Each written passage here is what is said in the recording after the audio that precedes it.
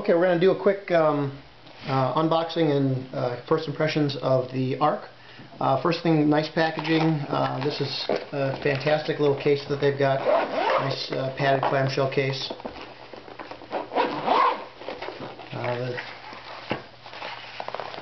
The stock comes separately, or comes with the gun obviously, but comes packaged separately.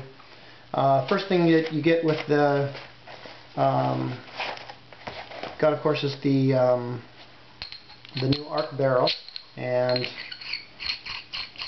has the muzzle brake that is grooved for the BT Apex tips.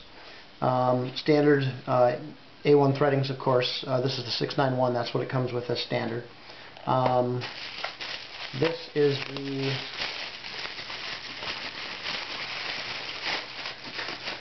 front rail mount, which slides over the barrel and then onto the gun. This hooks onto the front of the Picatinny rails.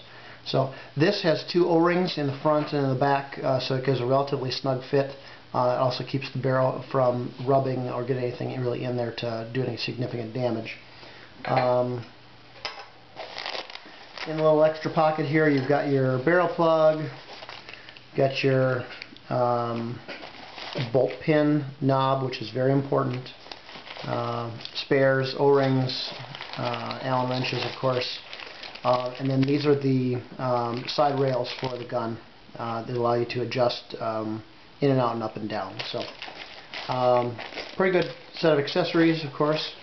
Then comes the gun itself. First impressions, it's very well milled, no significant tool marks, nothing really out of the ordinary. It looks like it's in very good shape. Angel, of course, does very good work with that.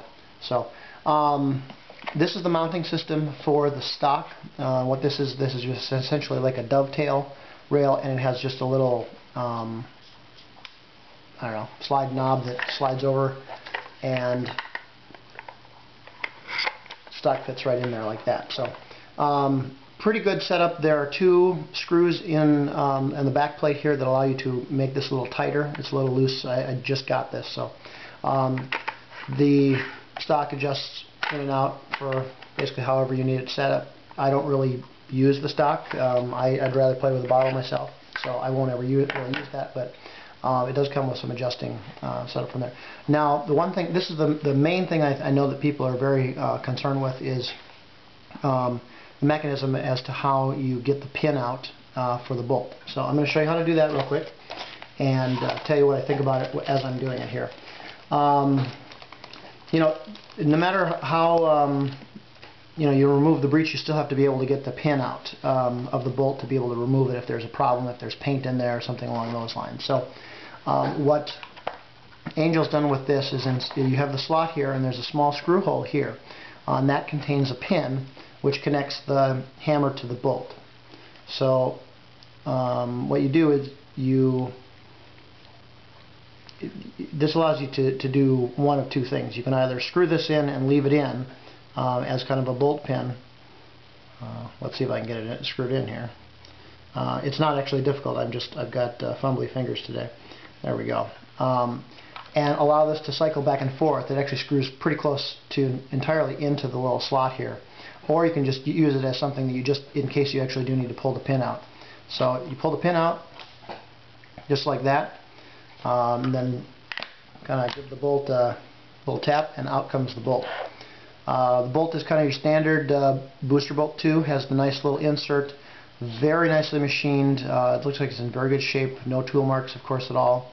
And then it has the grooves on the sides, which are for the detents. But it also has those on the back, and it allows you to index the bolt so you can slide it back in. It makes it a lot easier to line everything up. You just push the bolt all the way back. Make sure your hammer's back. And if I can get the pin to slide back in here. This is a slightly tricky part, but everything works just fine. And then you just unscrew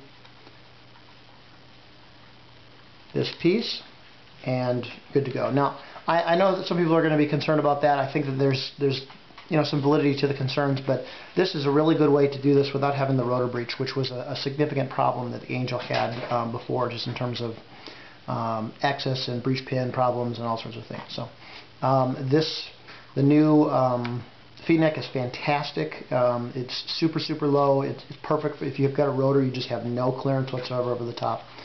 Plexiglass through here. These are nice and hard, so if you ever get hit here, you're not going to break anything. The screen works very well. And I'll turn it on for you here. Show you where we're at. Nice, easy screen. You just press on and you're good to go. You hold up the dial. It turns the eyes off. That's auto, 25 BPS. So the gun shoots great. I only had about 500 PSI, so I just put a few rounds through it. But I did it with the rotor at 25 BPS, and it shot like a dream. So it's fantastic. There's no play whatsoever in the trigger. The trigger is great. The micro switch is really nice. I'm a micro switch guy, so that worked well for me. Power is on and off very easily. The other thing that's really slick about the new one is the rail system is built right onto the frame, so it's very simple. You don't have to worry about the screws coming in and out and wrecking the bottom. This is much more secure, much better setup. So next video I'm going to take apart the front here so you can see the valve, and maybe we'll take a look at the RAM as well, but not significantly different, but everything seems to be very functional. So good first impressions. I think it's a fantastic gun. I'm very excited to get out and shoot out in the snow here with it up in snowy Minnesota and Wisconsin, and I guess kind of give a report from there. But first impressions are very good. Everything looks great. So thanks very much, Angel, and we'll see you next time.